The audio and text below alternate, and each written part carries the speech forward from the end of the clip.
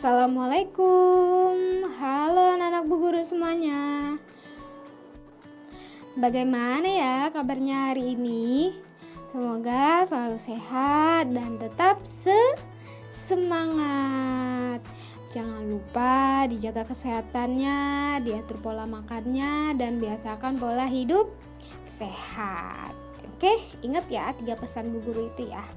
Nah, hari ini kita belajar bahasa Indonesia adalah tentang budaya sopan santun dan tolong menolong. Yuk kita simak bersama-sama. Sopan santun. Dibuka bukunya halaman 70. Yuk Bu Guru tunggu ya dalam hitungan ke-3. 1, 2, 3. Sudah? Yuk kita membaca.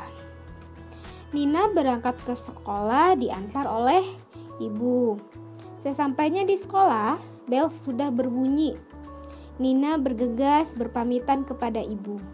Nina mengucapkan salam dan mencium tangan ibu. Sebelum masuk kelas, Nina dan teman-teman berbaris dengan rapi. Satu persatu siswa memberi salam dan mencium tangan ibu guru. Ayo anak-anak Bu Guru tiap pagi biasanya kalau di sekolah suka salim gak sama ibu guru? Salim. Kemudian mencium tangan dilakukan untuk menghormati yang lebih tua. Misalnya orang tua, saudara, dan guru. Mencium tangan merupakan salah satu budaya bersopan santun di Indonesia. Apa isi bacaan di atas? Diskusikan dengan temanmu, kemudian tuliskan di bukumu. Nah, dari cerita yang sudah Bu Guru bacakan ini atau teks yang sudah Bu Guru bacakan ini, kira-kira di sini bentuk sopan santun Nina kepada orang tua atau kepada orang yang lebih tua itu apa ya? Apa saja tadi contohnya? Yuk kita bahas bersama ya. Yang pertama berpamitan. Jadi ketika sudah diantar oleh ibu sampai ke sekolah, pas Nina mau masuk kelas, Nina pamitan kepada ibu. Nggak langsung masuk ke kelas Ninanya, pamit dulu sama ibu. Kemudian mengucapkan salam. Mengucapkan salam sambil mencium tangan atau salim ya, seperti kita biasa ya anak-anak ya. Kemudian memberi salam kepada ibu guru. Setelah beri salam kemudian salim seperti kita biasa salim pagi-pagi ya anak-anak ya. Itu termasuk budaya sopan santun di Indonesia. Kita lanjut lagi. Lihat bukunya halaman 71. Sudah? Kan cuman ada di sebelahnya. Sudah ya? Yuk kita mengamati. Setiap hari, Deli memberi salam kepada ibu saat berpamitan untuk pergi ke sekolah. Begitu juga dengan Tony. Tony tak lupa berpamitan kepada ibu sebelum berangkat ke sekolah. Perhatikan gambar berikut. Lihat ya, ini sebelah kiri itu Deli. Kira-kira Deli bilang apa ya ke ibu? Deli berangkat ke sekolah dulu ya Bu.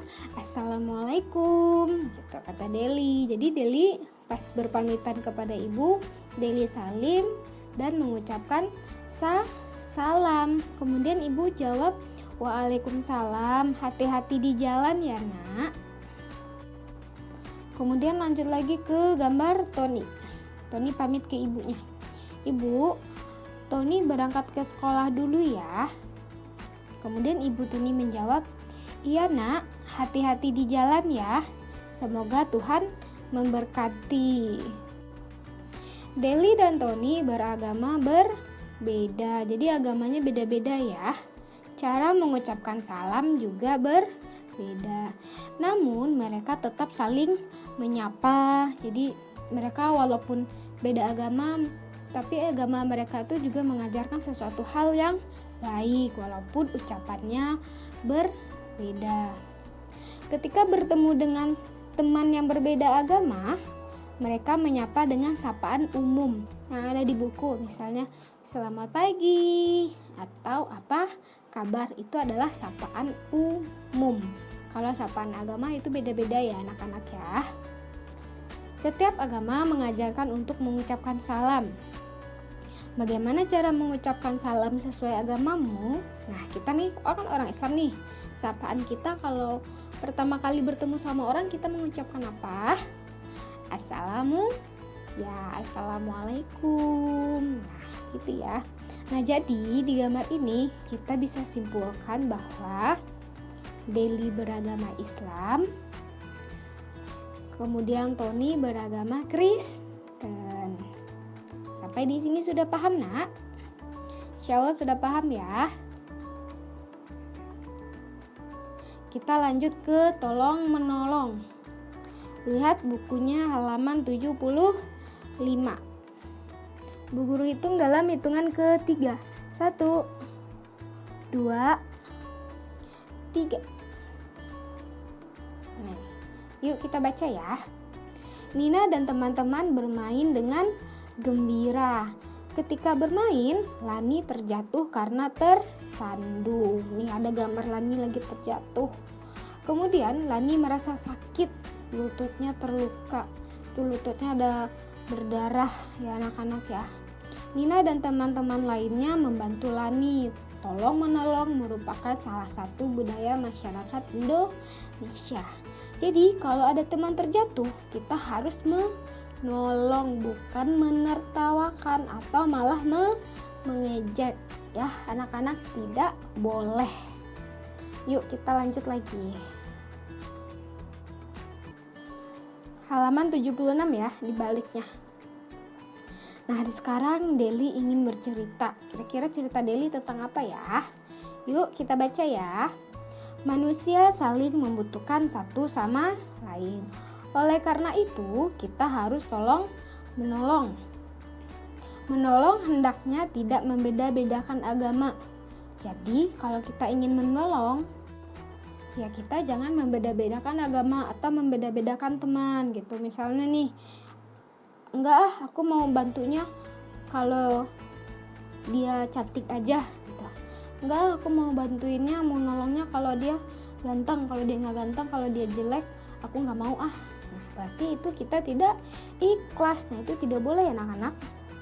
Kemudian kita boleh menolong siapa saja asalkan dalam kebaikan. Jadi maksudnya itu menolong dalam hal kebaikan ya, bukan dalam hal keburukan.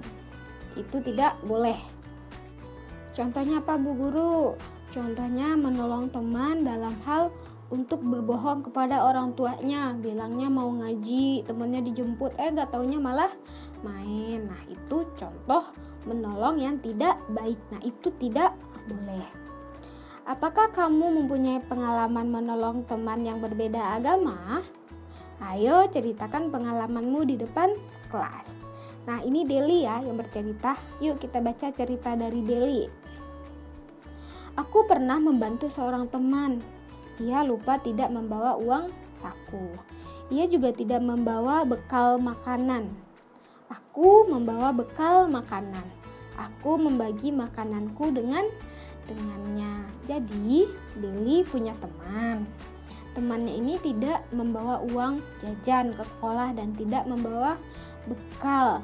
Jadi teman ini mungkin pengen jajan tapi nggak ada uang, pengen makan tapi nggak bawa bekal.